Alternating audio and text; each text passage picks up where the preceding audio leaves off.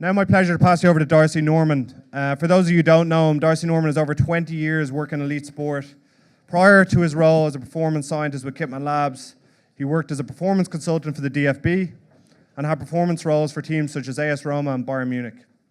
He also currently acts as a consultant for the USA men's national team. He's going to be talking today about lessons from club and country, bulletproofing your decision making to optimize your success. Please give a warm welcome to Darcy Norman. Thanks, Kev. So I just flew in this morning. Phenomenal crowd. I wish I could hang out here longer. Tons of great people that I'd love to catch up with. Unfortunately, I got to get back on a plane shortly after, as we're in the middle of our national team camp with USA. So it is an honor to be here. Appreciate it, and hope we can touch base a little bit afterwards. So also great venue. Hats off to Kitman for this. It's great. I feel like I'm kind of in a comedy club right now. All right. So I'm going to be talking about building the next generation of high-performance organizations. And really this is just a talk about my kind of journey and what I've been on the last 20 years, what I've kind of learned from the process. I started out, just quick background, started out in college. I grew up ski racing, ended up racing in college, and then got into athletic training. I wanted to be somewhere in the sports medicine and performance side, but wasn't sure which side. And when I was in college, I did my athletic training, my strength and conditioning, and realized that I needed to kind of improve my knowledge base. So I also got a degree in biology to kind of keep my options open for med school or PT school or whatever the case was. And when I finished, I ended up starting it was like a personal training business, essentially. We trained kids, ran speed and development camps, did personal training contracts for tennis clubs, health clubs, things of that nature. And then, I would always have people that were injured and people that had problems, and I wanted to know why, how to fix them, what to do about it. So I ended up going back to PT school. So the biology degree paid off, went back to PT school. Once I got out of PT school, I really had no intent to be in a physio because I liked the performance stuff a little more. But then when I graduated, I realized maybe I need to practice this a little bit. I went and carried on with my continuing education, getting all my manual certs, manual therapy certifications, which really kind of started the framework for me on how to apply things and how to question things, at least that worked for me. I'm definitely a very process-driven person, constantly questioning things and trying to figure out why. And so from there, ended up joining a group, Exos, formerly Athletes Performance. Then we kind of carried on through Exos, got involved in football. So my first kind of football job was with Bayern Munich in 2008 as a rehab fitness coach. And then over the last 10 years, it's been 3 continents, 4 countries, 6 organizations, 10 coaches in 10 years. So I've seen a few things, 14 plus cultures, languages, religions, and belief systems, which I think are very important, as we'll get into. Worked with a bunch of phenomenal people, engaged with a bunch of phenomenal people that have obviously had a huge impact. I think any of the stuff I present today is not my stuff. It's, kind of constrained stuff of all the people, all the books that I've kind of read, and then tons of athletes, working with a ton of people. And I think the big thing was just, you're going to see, I'm not the best at getting my thoughts out. And so I find books that relate to me, that relate to my thinking, that I can identify with, that help provide more structure, that kind of carry me through. And some of that stuff you'll hear today. But phenomenal reference list. I'm sure a lot of you read some of these books. So the focus on why. So that was it for me. Why do people get injured? Why is this person not getting better? Why am I rehabbing this person this way? Why am I training my team this way? Why am I getting the responses I want? I think I'm doing something, but somebody thinks I'm doing something different. So this has always been the question. When I read this, I think it was around 2012, it really resonated with me. And it's resonated with me in kind of, as you'll see, the common theme of this presentation. So when I got to Exos, it was really about product development. So this is the other thing, is I've read a lot of business books. And the business books, the great thing about business is it provides different frameworks that help, again, me get my thoughts organized to then carry and move on. And so when I got to Exos in 2003, they were doing a phenomenal job at just very good systems. How do you build a product? How do you build an athlete? And then when you have a broken athlete, how do you fix it and get it back in action? And so they had these checklists. And at that time, I ended up reading this book, the Checklist Manifesto. And the big thing, it was by this guy, Atul Gawande, an internal medicine surgeon, who his job was to reduce the number of injuries or deaths, due to minor surgeries in third world countries. And so he went through and he's like, man, how am I going to tackle this? So he went to some of the most dangerous occupations that are relatively safe, like the airline industry, the nuclear power industry, right? We're not really supposed to fly, but we do it quite safely. And so why isn't there more accidents? And it's because they have checklists. So you go through every step, and even if you don't want to do that step, you're making a conscious effort to realize why you're not doing that step. And so, and it's one thing I realized as a therapist when I was rehabbing people, was that when I wasn't going through the steps, that was invariably when something went wrong. And then the other thing was fine-tuning it, another phenomenal book that recently came out. And it was really about just fine-tuning everything you could do to make things better. So that was kind of what was built into my brain.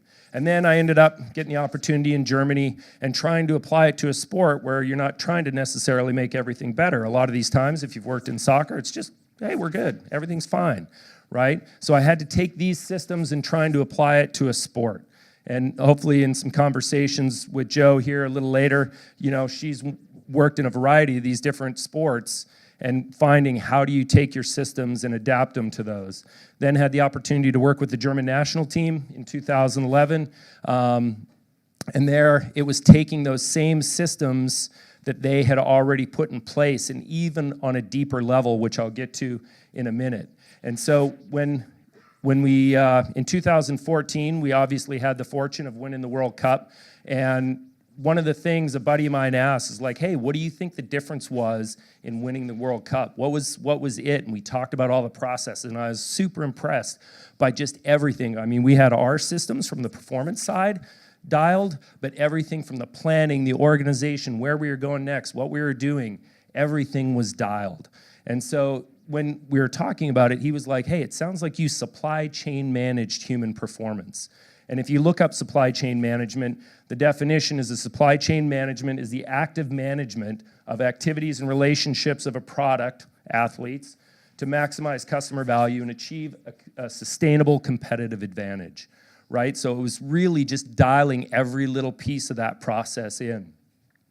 And again, the better the system, the more anti-fragile. So everything had a checklist. And our administrative head for the team almost had this administrative manual that when you looked at it, it was like a choose your own adventure book. If you folks have read any of those, right? You read along and then it says, hey, if you want to do this, go to page 32. If you want to do that, go to page 78. And it was so detailed, it was amazing. So you turn the page and then, okay, here's what you have to do next. All the information, all the details. It was awesome.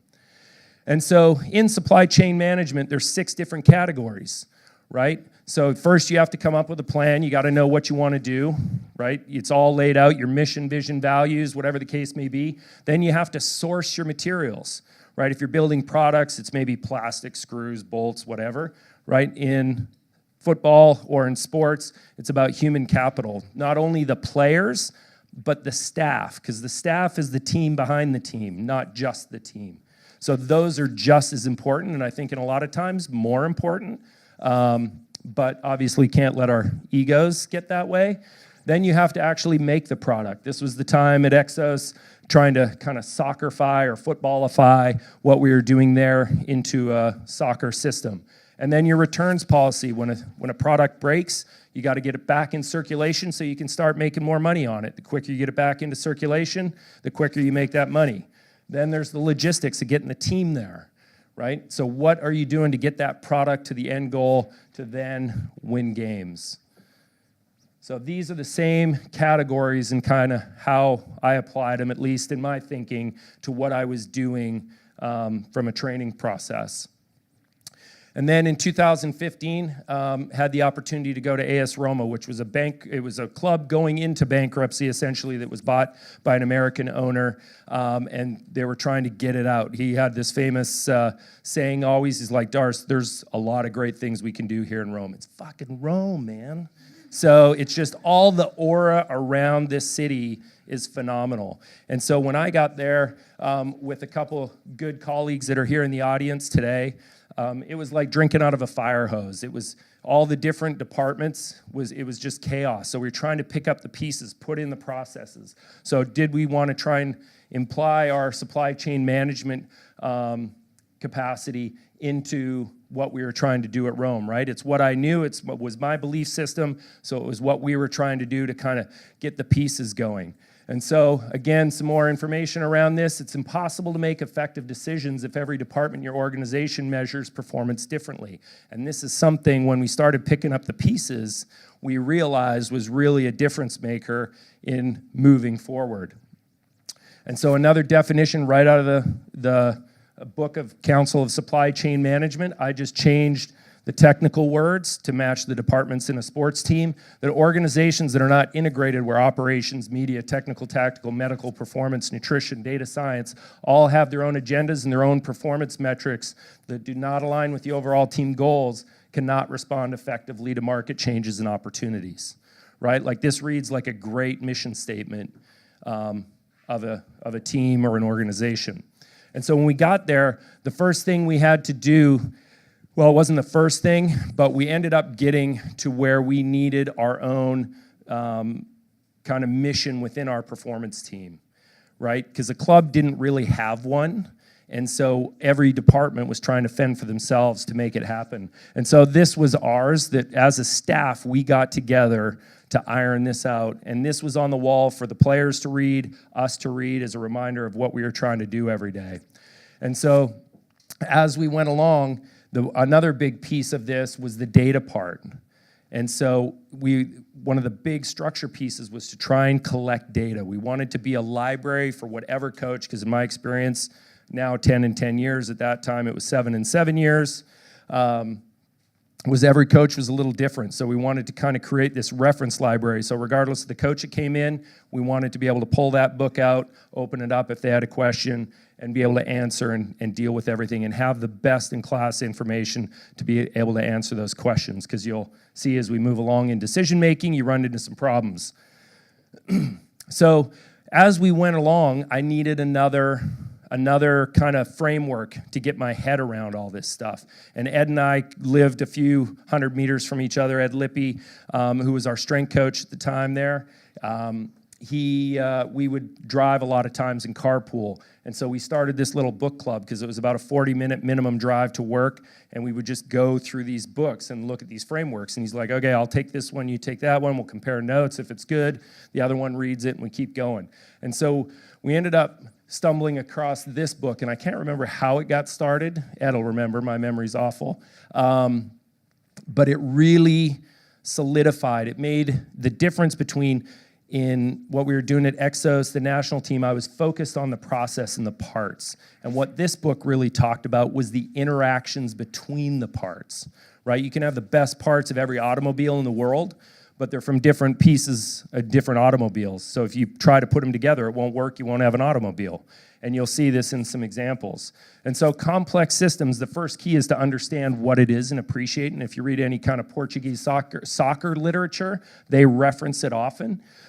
Complex systems are systems who have behaviors intrinsically difficult to model, right? Due to the dependencies, competitions, relationships, other types of interactions between their parts or between a given system and its environment.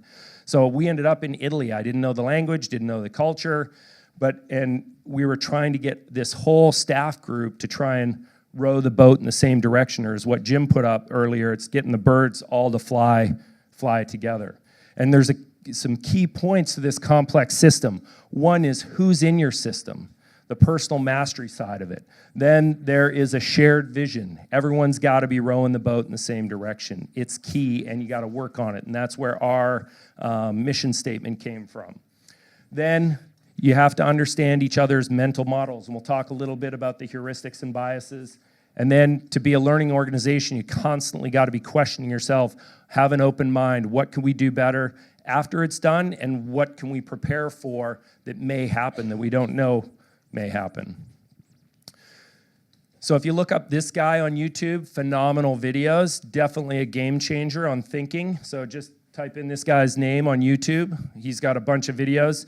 And so really around high performance systems, to manage a system effectively, you have to focus on the interactions of the parts rather than their behavior taken separately, right? It's the interaction that makes it happen. The difficulty with the interactions is you're looking at things from different directions, right? You're coming from things, you're seeing things from a different viewpoint. Like I'm looking out at this crowd, I see a certain viewpoint. You're looking back at me, you're seeing a different viewpoint. But we got to make sure we're walking around.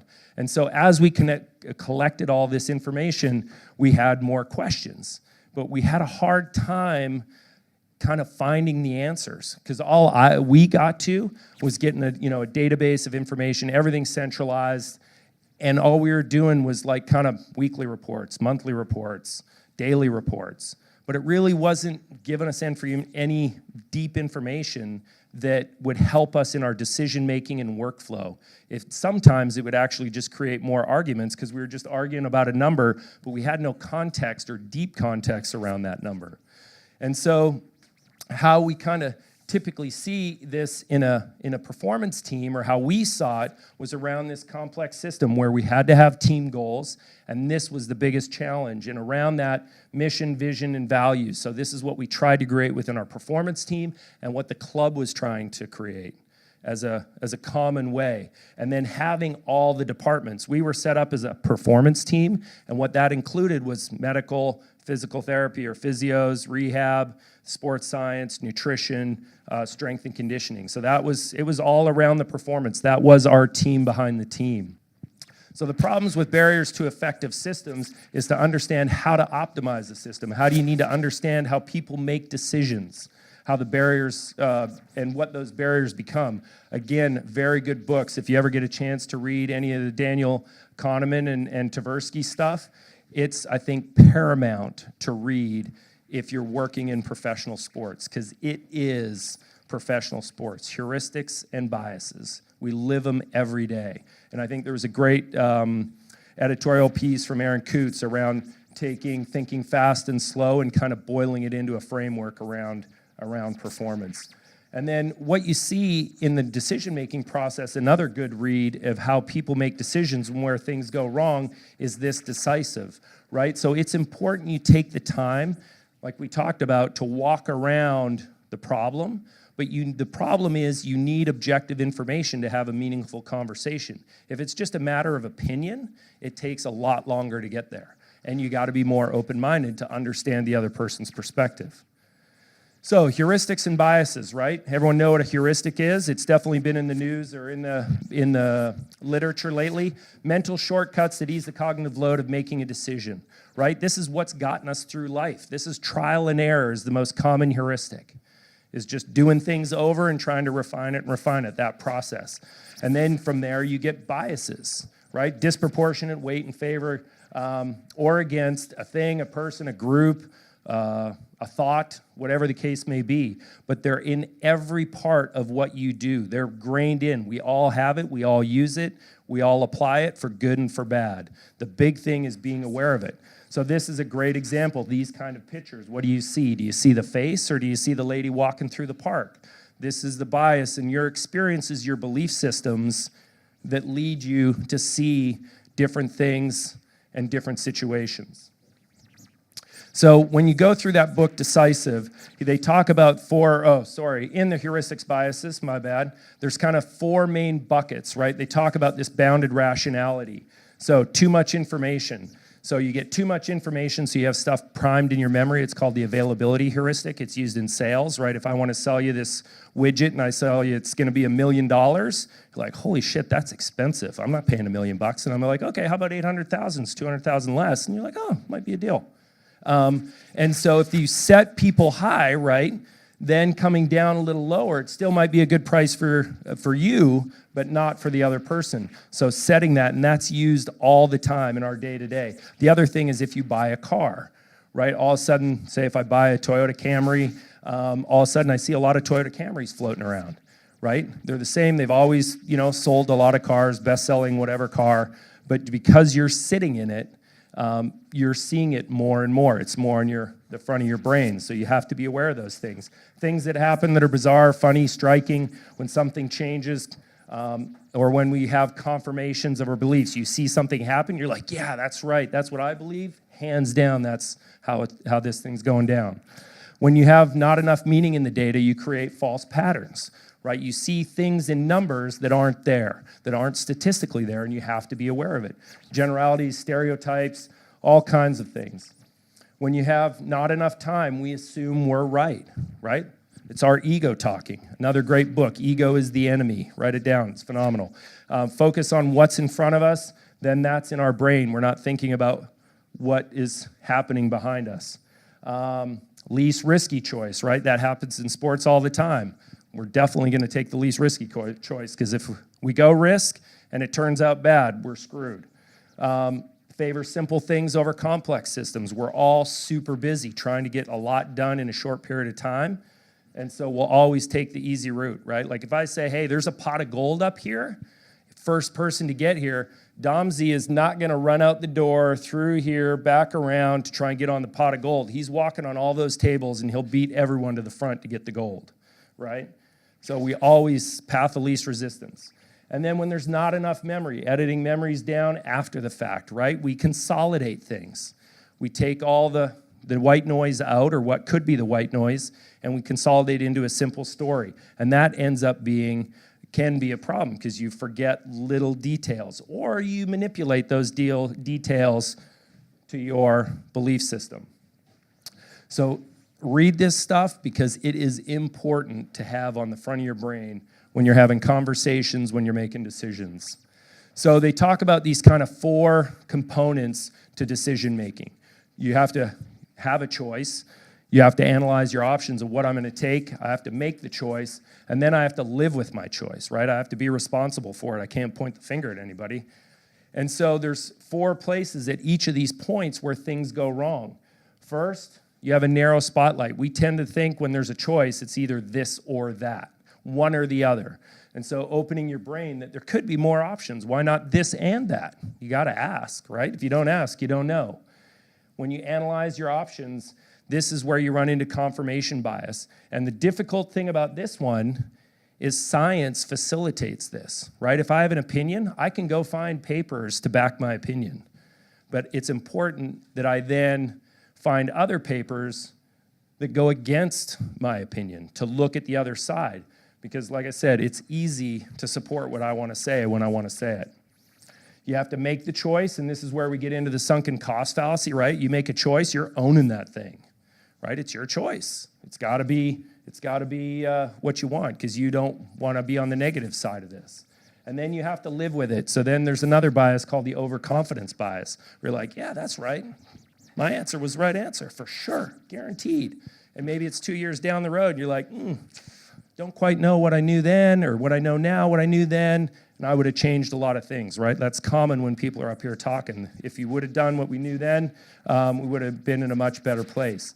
So some examples of narrow spotlighting. This is where we got to at Rome, right? We got to our reports, our weekly, our daily, and we had just kind of these very metrics, one-dimensional, right? Max velocity over 85%.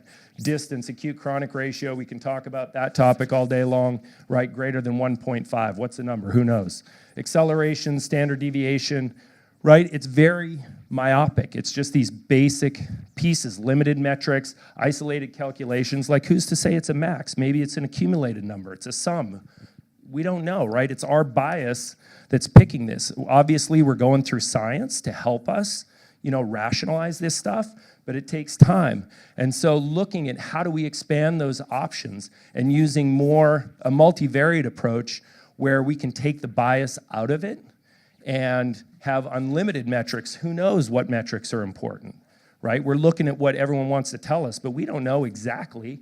10 plus calculations, we can do more than that. We can have unlimited calculations, unlimited timelines, unlimited possibilities. So looking at how we're looking at this data is key moving forward.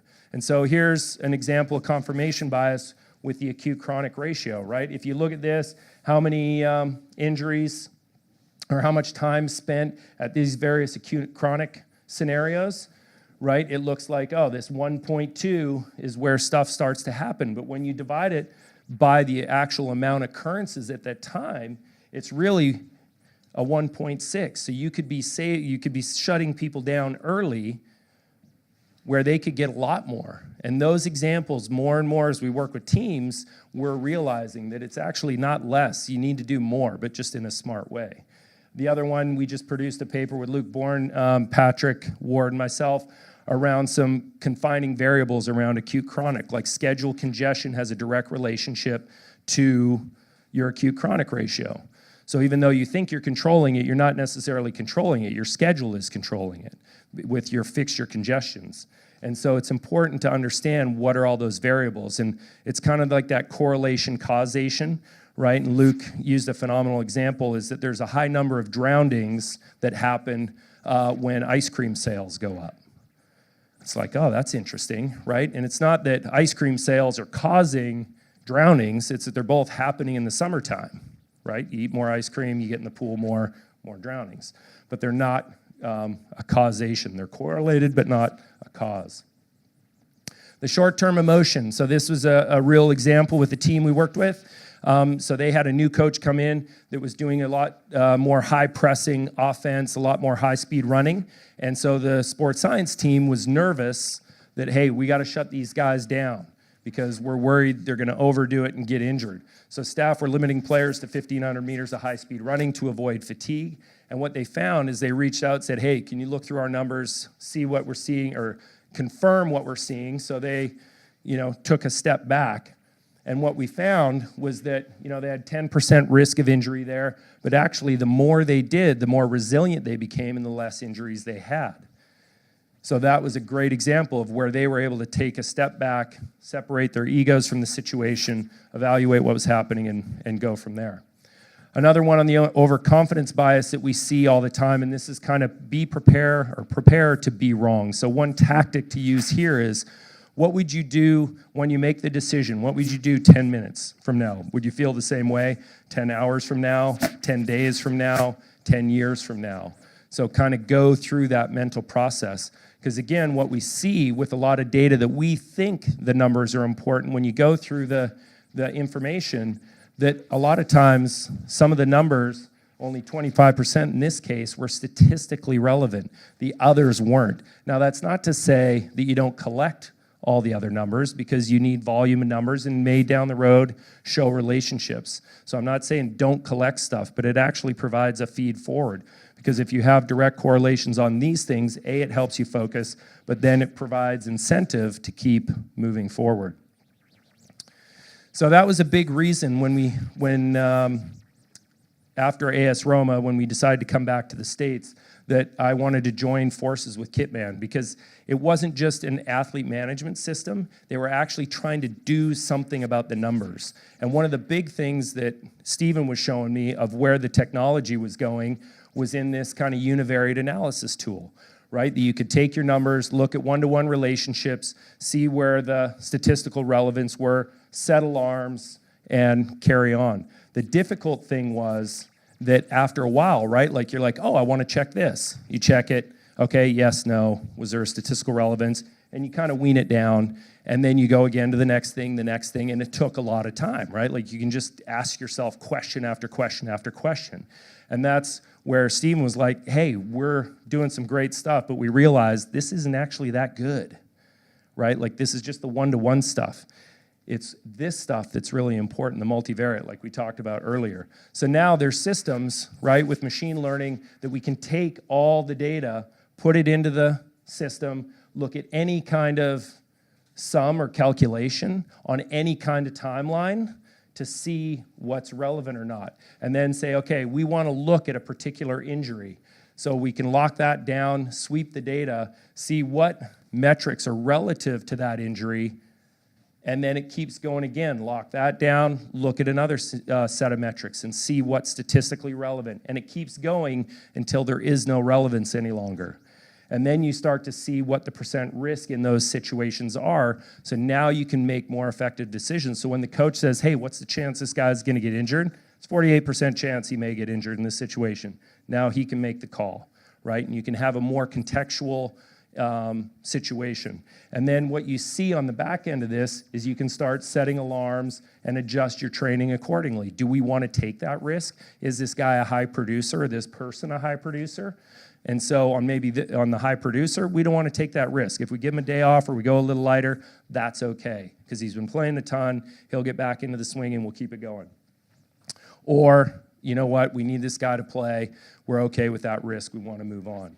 So it starts giving you more context around what you want to do. And these are some of the decision trees, and this is another specific example that come out of it. So this was around ankle injuries, and you see the different situations. So they had a low, so over 10,000 exposures. They had 14 ankle injuries in the season. So relatively to the exposures, it was a low rate. But what the system found was when they got to total zone 5, 6 and decelerations the last 21 days below 171, the risk went up 20%. 20% on 0.05, no big deal. I may take that risk. That's easy, right? That's Vegas, easy. And so as you go down the system, the risk gets higher and higher, but it's a multivariate, multifactorial scenario that starts to occur.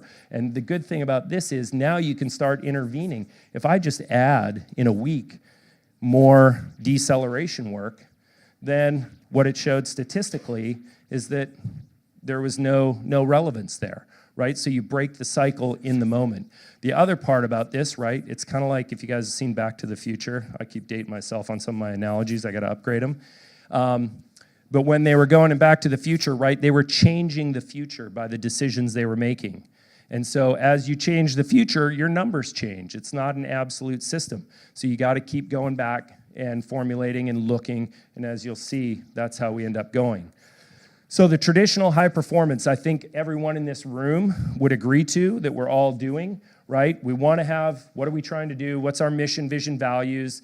And again, I didn't think this was that important when I first got started until I got into a situation where I was drinking from a fire hose, and I realized, like, oh, that's why there's all these books that write about this, because it is important.